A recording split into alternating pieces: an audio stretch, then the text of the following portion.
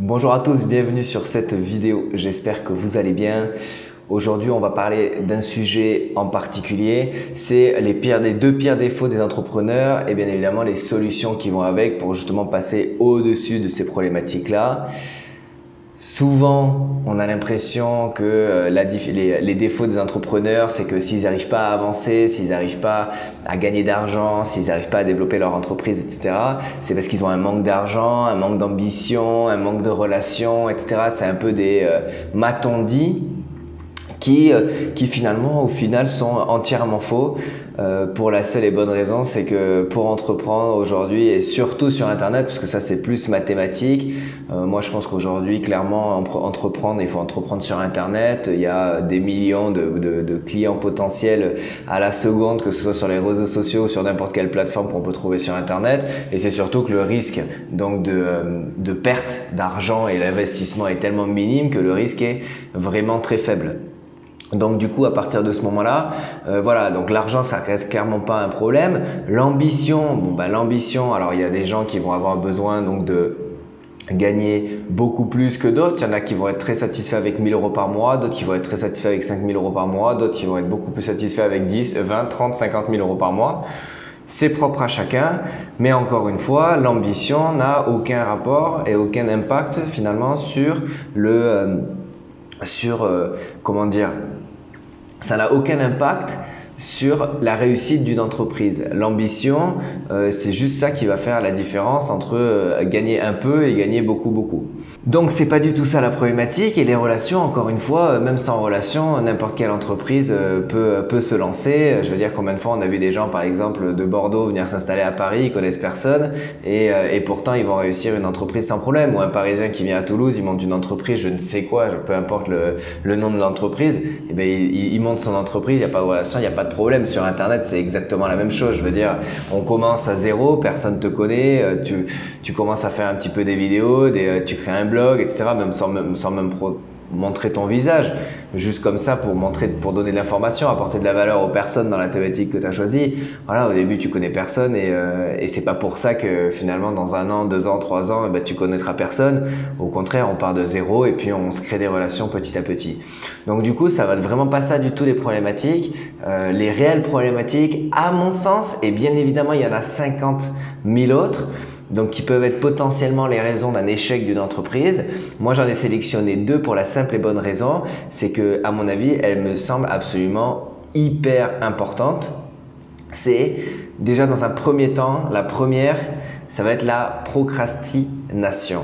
Alors la procrastination, je ne sais pas si aujourd'hui ça vous parle, mais c'est tout simplement le fait de toujours reporter au lendemain les tâches qu'on pourrait faire maintenant. En gros, voilà, je dis ah tiens, je me fais une to-do list, aujourd'hui je dois faire ça. Et puis il s'avère que finalement cette to-do list n'est pas du tout terminée et on se dit bah tiens, on va faire ça demain. Puis demain, finalement, on n'a pas le temps parce qu'on avait prévu de faire autre chose, donc du coup, on remet ça au surlendemain, etc., etc. Et donc du coup, si vous voulez, à partir de ce moment-là, en fait, on fait rien. Et on se focalise, si vous voulez, sur la plupart du temps sur des tâches annexes au lieu de prendre sur les tâches principales. Les tâches principales étant les productives qui permettent de ramener de l'argent dans l'entreprise, tout simplement. Donc, création de produits, vente de services, création de conseils, etc. Bref, peu importe votre thématique, vente de produits, vente de services. Et donc voilà, et donc du coup on se focalise sur des petites tâches annexes, à faire des améliorations de design, de changer les photos de couleurs et tout. Mais tout ça on s'en fout, ça c'est clairement pas ça qui va faire la différence entre une personne et une entreprise qui réussit ou pas. L'objectif c'est de se focaliser sur les tâches importantes sans les reporter au lendemain. Donc éviter la procrastination, clairement un des pires défauts des entrepreneurs. Et le deuxième défaut des entrepreneurs, c'est clairement la flemme.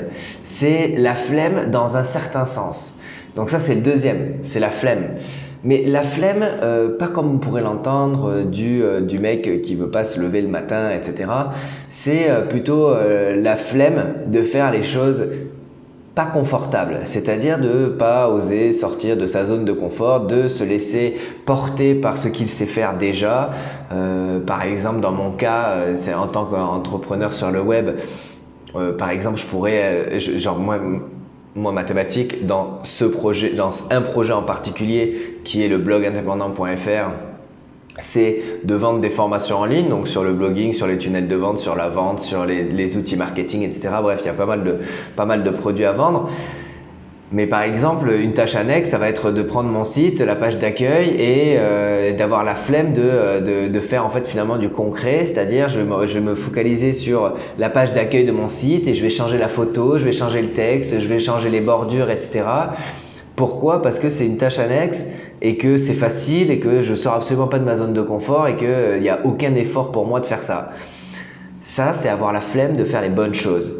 Ce qu'il faut faire, au contraire, dans un cas comme ça, c'est justement se dire bon, ok, ça c'est complètement annexe. Moi, il faut que je me focalise sur donc la production, la productivité de mon site, donc créer du contenu, vendre du contenu, vendre des formations, vendre du service, vendre du conseil.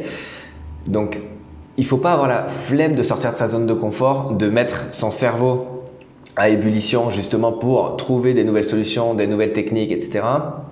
C'est ça. Donc, il faut éviter d'avoir la flemme. En gros, clairement, ça va être le deuxième défaut, la flemme de sortir de sa zone de confort. C'est-à-dire aller chercher des choses qu'on ne connaît pas encore, qu'on va apprendre des nouvelles choses, rencontrer de nouvelles personnes, essayer de rentrer en contact avec des gens qu'on ne connaît pas encore, etc. Dans le but tout simplement donc d'apprendre des nouvelles choses et surtout d'apporter de la valeur à ses clients et surtout à son entreprise. Donc procrastination, flemme, d'accord? Donc maintenant, on va voir ensemble comment on peut faire pour apporter des solutions à tout ça, pour éviter de reporter au lendemain, pour éviter d'avoir la flemme, etc. Donc de sortir de sa zone de confort. Alors, je me suis fait une petite liste, donc je vais vous la prendre point par point parce que j'ai pas envie d'en rater et que je pense que c'est important de toutes les prendre une par une. Donc dans un premier temps, un super conseil, et ça, tout ce que je vous dis là, c'est des choses que moi je fais moi-même dans mon entreprise et c'est ça qui fait qu'elle est en pleine croissance. Donc, point numéro 1, organiser ses journées la veille. Alors, organiser ses journées la veille, c'est tout simplement dire, ben voilà, demain j'ai tel rendez-vous à telle heure, j'ai une vidéo à faire, je dois écrire un article et je dois essayer de trouver 10 nouveaux prospects. Par exemple, ok? Donc, je vais dire, bah, tiens, le matin, pendant 1 heure, je me mets sur mon blog, 1 heure, je me mets la vidéo, etc., etc. Donc, comme ça, en fait, la veille, avant d'aller me coucher, je sais exactement ce que j'ai à faire le lendemain matin. Donc, le lendemain matin, j'ai pas besoin de me réveiller, de dire, ouais, ok, genre, qu'est-ce que je vais faire aujourd'hui, quoi? Genre, j'ai tellement de choses à faire parce que quand on a une entreprise, que ce soit sur Internet ou n'importe où, on a 1 million de choses à faire. C'est clairement la base, quoi. Surtout, même si on délègue une grande partie, on a toujours 50 000 trucs à faire. Et donc du coup, dès le matin, je sais exactement ce que j'ai à faire. Et donc du coup, ça c'est vachement bien parce que du coup, ça te fait gagner un temps monstre et ça te permet de structurer ta journée énormément. Donc organiser sa journée la veille.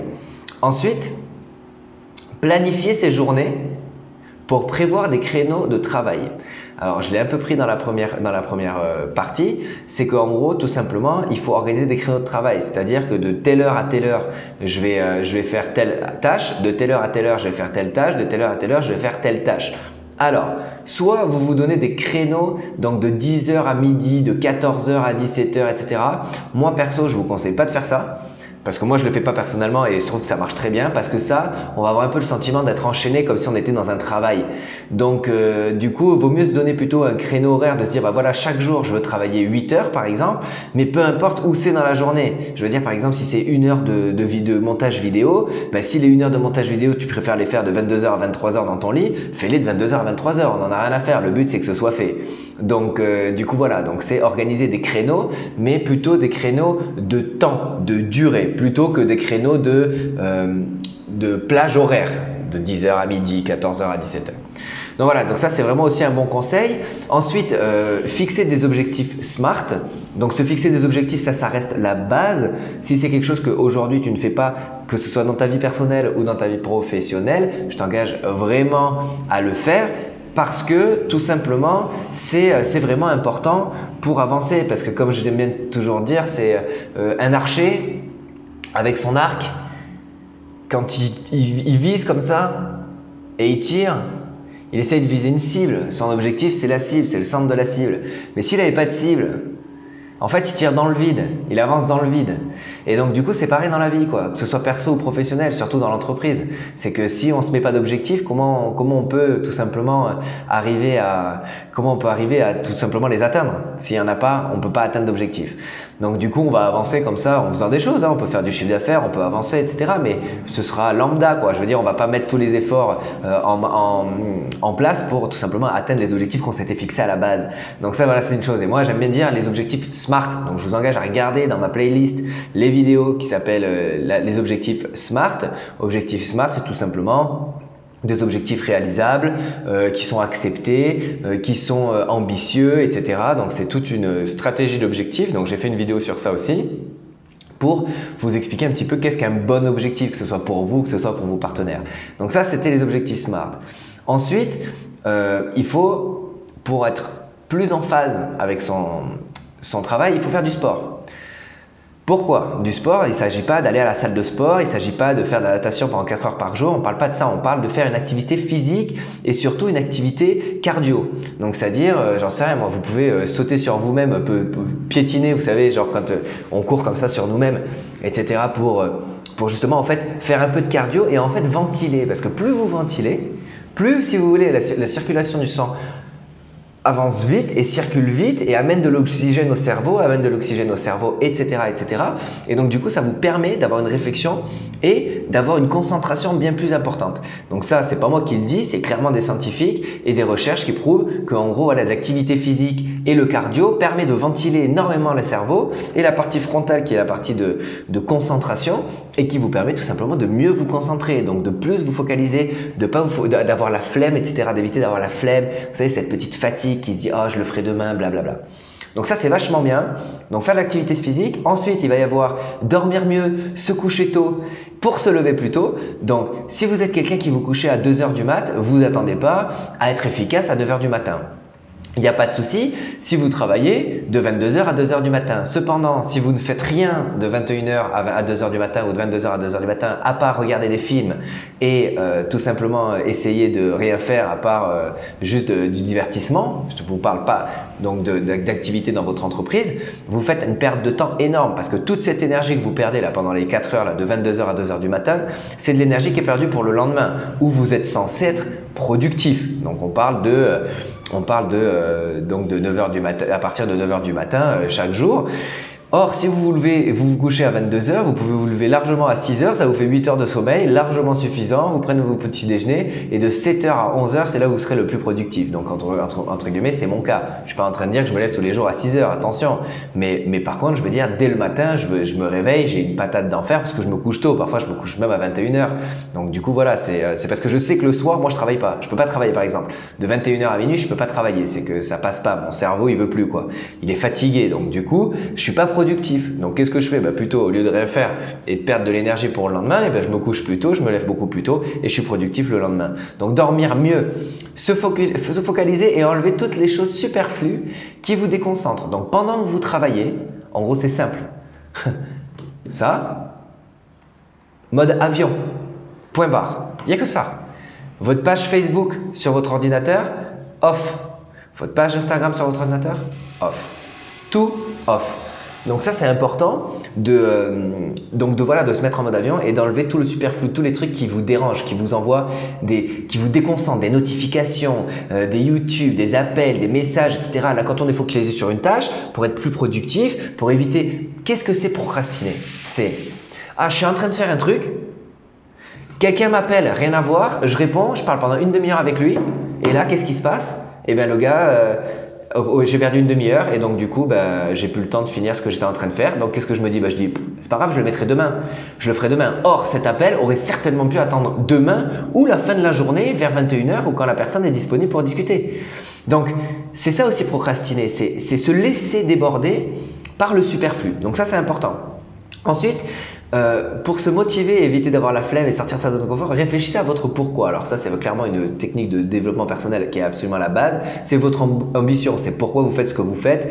Est-ce que vous réorientez si vous voyez que ce n'est pas en phase avec vous-même et vos objectifs. En gros, ce qu'il faut faire, c'est tout simplement réorienter votre travail, vos objectifs, etc. en fonction de vos objectifs personnels et vos valeurs pour que vous soyez en phase avec votre pourquoi, c'est-à-dire votre ambition de base. C'est vraiment important. Tout simplement parce que sinon vous pouvez aller facilement dans la mauvaise direction. Or là, l'objectif, c'est d'avoir un objectif, une ambition concrète et après aller à droite, aller à gauche, aller à droite, aller à gauche, des hauts, des bas, des hauts, des bas, etc. Mais en restant sur cette ligne directrice. Il n'y a aucun problème si par exemple vous êtes entrepreneur, vous montez une entreprise et que au bout de 5 ans, l'entreprise est foire et que du coup vous redevenez salarié. Quel est le problème? Il n'y a aucune honte à ça, vous devenez salarié, mais dans votre tête, votre objectif, c'est pas d'être salarié, c'est d'être entrepreneur. Donc vous allez monter une autre stratégie, un autre plan pour développer une autre entreprise en suivant, etc., etc. Ensuite, il faut avoir une culture du résultat. Plus de résultats, s'il y a plus de résultats, il y a plus de motivation, il y a moins de procrastination et moins de flemme. Donc clairement, votre objectif, c'est avoir des résultats rapidement. C'est ça qui vous tiendra motivé avec la patate et qui vous évitera de procrastiner et d'avoir la flemme. Parce que clairement, quand on a des résultats, je vous dis, le matin, on est comme ça. On est là, on fait « wow ». Super, aujourd'hui on va faire mieux quoi. Et le lendemain on fera mieux.